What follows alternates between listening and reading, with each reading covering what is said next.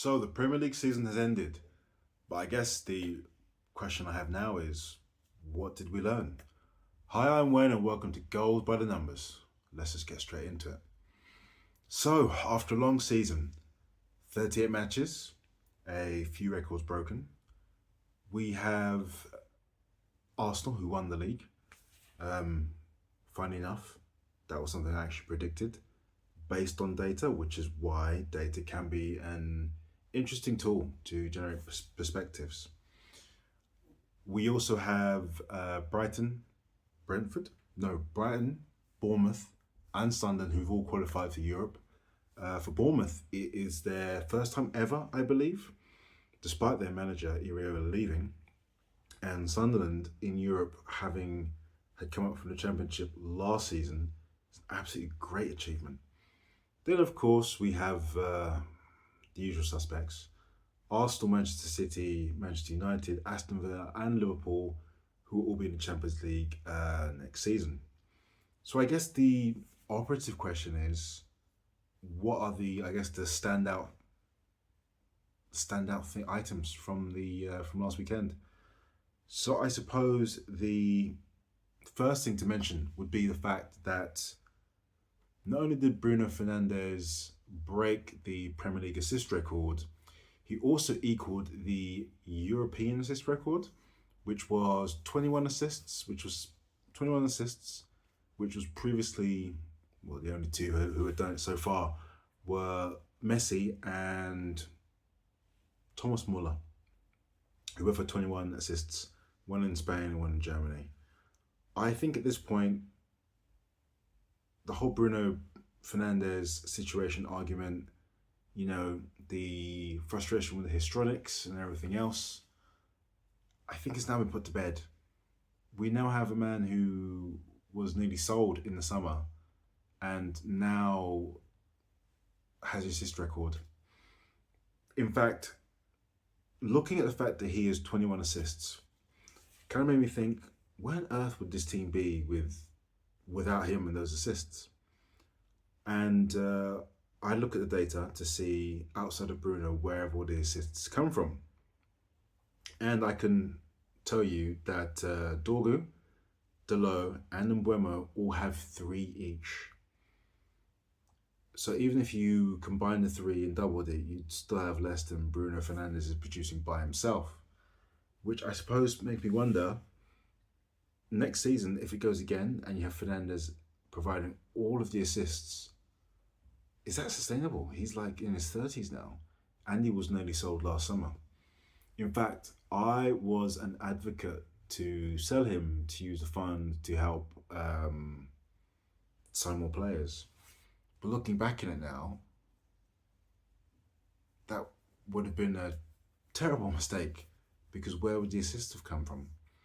Maybe with Fernandes gone, you might have had other players step up. Cunha comes to mind, as he would naturally play in the same position. But he's never had anywhere near the amount of assists, so why would he all of a sudden go from the 7, 8, 9 he tends to get to 20? It's just not likely, is it? So with Casemiro leaving, I do think maybe the concern or the aim shouldn't just be to replace him with a like for like, but maybe someone else who is a bit more possession orientated, so the ball can be further up the pitch, possession can be retained, and then maybe the wingers or whoever's in number 10 can also chip in and add more assists. Because big fan of Bruno. Can he really do this again from season after season? At some point he'll need to be rotated due to age, right? Or need to go deeper because the legs are going, but not anytime soon. So outside of that, we also have the permutations going into the final match of the Premier League, and most interestingly, I would say, would be Tottenham and West Ham. So going into the last game, West Ham were 2 points behind and had a goal difference which was 12 behind Spurs. So they were really relying on Spurs to lose and them to win so they could go ahead and remain in the division. And unfortunately for West Ham, Tottenham won their game against Everton. So it was all academic, the fact that West Ham actually won their match because they now go down. I think I think West Ham will be okay. You know, they'll go down, they'll reorganise, and they'll come up. They're big enough that they, I suppose, arguably should be in the Premier League. But you know, once upon a time, you know, Nottingham Forest were the European champions, so it's not like teams can't have a fall. I mean, hell, if you look at Manchester United, right? I think the Tottenham one will be interesting because I don't see De Zerbi as the kind of manager who realistically can stay at a club 3 4 years. You know, build systems, get teams together. There seems to be a pattern which seems to follow him where he goes in, things are going well, and then something happens, the cohesion kind of implodes, then he's off. So Brighton, he went. Marseille, he went. And now Tottenham, I think they gave him like a 5 year contract. Or would it be 4 and a couple of months at the end of the season? I'm not quite sure, but I don't see him being there more than another 2 seasons at best. That's if he doesn't implode sooner. Like, surely Tottenham aren't going to be as bad next year as they were this year. They'll have played back from injury. They have no Europe. So it's, what, 38 games in the league, plus whatever cup run they can muster. Yeah, surely they can't be as poor as they were this season, because that's 2 seasons on the bounce now. At least last season, Ange managed to win a title or a trophy for them to help at least, you know, it seem better. But yeah, it would have been interesting from a financial point of view to watch them go down and the chaos that would have ensued financially, but they've survived. So as far as they're concerned, you live to fight another day, right? What else? What else? Chelsea is going to be interesting. They have had this season 2 managers, one caretaker. Xabi Alonso is going to be manager next season. I'm still so surprised that he's ended up at Chelsea and not Liverpool. I think Liverpool might live to regret that decision, especially when Arne Slot seems to be comically out of his depth. I remember the whole Ten Hag thing, but at least Ten Hag had significant injuries.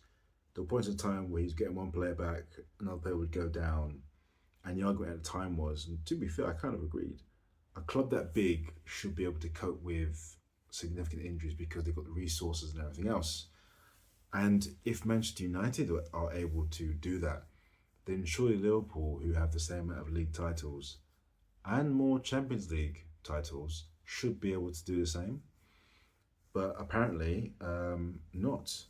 You got Salah posting tweets talking about the playing style. You got Virgil van Dijk, just, I don't know what he's doing. Between him and Kanate, it just seems to be like, I mean, there's a reason I call them the Chuckle Brothers. One, because I'm not a Liverpool fan, and two, because sometimes it is comical what they're doing. What are they doing? Verts was poor for a good chunk of the season.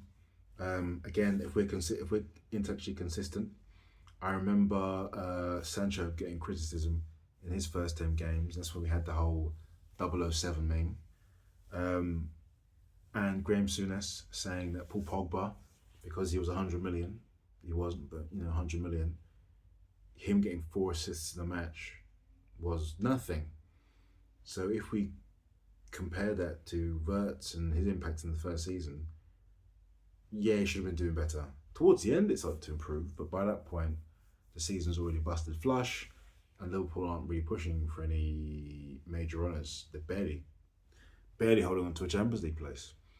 But no, I assume we'll get more from him next season. I would have assumed that a new manager, anyone, would get more at Verts simply because his current manager is how can I be polite? To be polite, I would just say nothing. So yeah, I guess the only thing to end this on would be Guardiola, leaving after 10 years in a season where Man City came second after catching Arsenal up. Then, I guess, quote unquote, crapping the bed. And yeah, after 10 years, he'll leave. Plenty of titles. I think though, what's going to happen is in the next 10, next not 10, next 2 or 3 seasons, I think we're going to see a change in how the teams in England play. Something similar happened in the Bundesliga where he came in, I think by his second season, all teams now, they generally started to try and replicate what he did.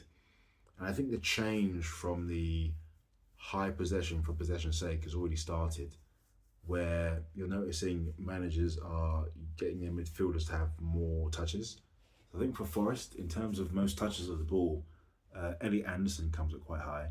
And then since Carrick's been at Manchester United, Fernandez, Mainu, and Casemiro have been having more touches of the ball, as opposed to the centre backs doing the build up and then going nowhere with the ball. So it's season's over. Arsenal won. I'm pleased because I predicted that they would based on the goalkeeper and the stats. What's coming up next? Well, I guess it'll be a case of looking into articles, seeing what's trending, and talking about World Cup matches. But with that in mind, hope the season was good, and I'll catch you in the next one.